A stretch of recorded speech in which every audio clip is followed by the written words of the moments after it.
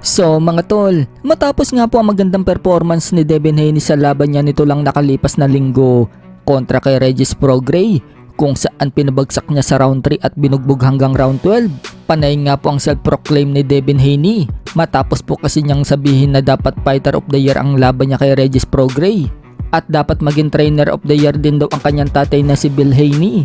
Humirit na naman po siya. Ayon po kasi sa post ni Haney mga tol, sa ayaw at sa gusto, top 3 daw siya sa pound for pound list. So gusto nga po ni Haney mga tol na ilagay siya sa number 3 spot ng pound for pound list.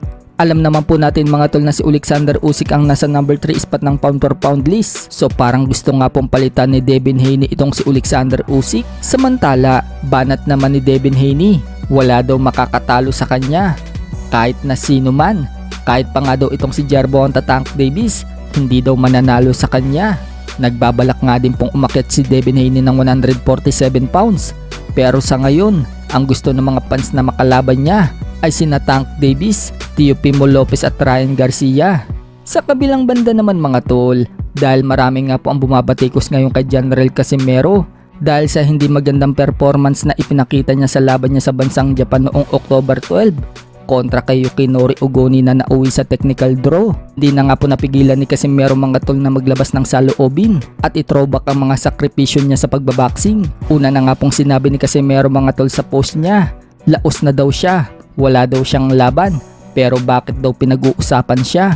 So ibig sabihin ni Cuadro Alas mga tol, sikat ba din siya? Dahil sinasabihan daw siyang laos, pero siya pa din daw ang pinag-uusapan. Bukod dyan, sinabi din ni Casimero mga tol sa isang post niya, sa lahat daw ng bumabatikos sa kanya, hindi daw siya magigiba. Sabay pakita ng dati niyang labang kay Luis Alberto Lasarte sa bansang Argentina. Isang dekada na mahigit ang nagdaan. Sa laban nga po na yan mga tol, nagkaroon ng riot matapos niyang pataubin si Lasarte sa round 10. Kasama pa nga noon ni Casimero si Sean Gibbons noong sugurin sila ng mga tao sa ibabaw ng ring.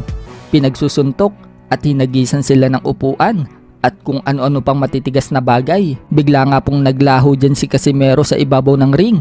Yun pala mga tol, nagtago siya sa ilalim ng lona. Lumabas lang siya noong humupa na ang gulo.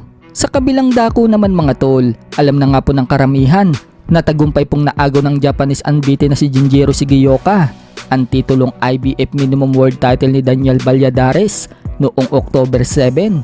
Kung saan dinimolis ni Shigeoka si Valladares sa round 5. Isa nga po sa naka-sparring ni Shigeoka sa paghahanda niya sa labang kay Valladares ay ang ating kababayan na si hard-hitting Mel Fajardo. So nilabas na nga po ni Mel Fajardo ang maikling video ng sparring nila ni Shigeoka at talagang pang world title na ang skills ni Fajardo.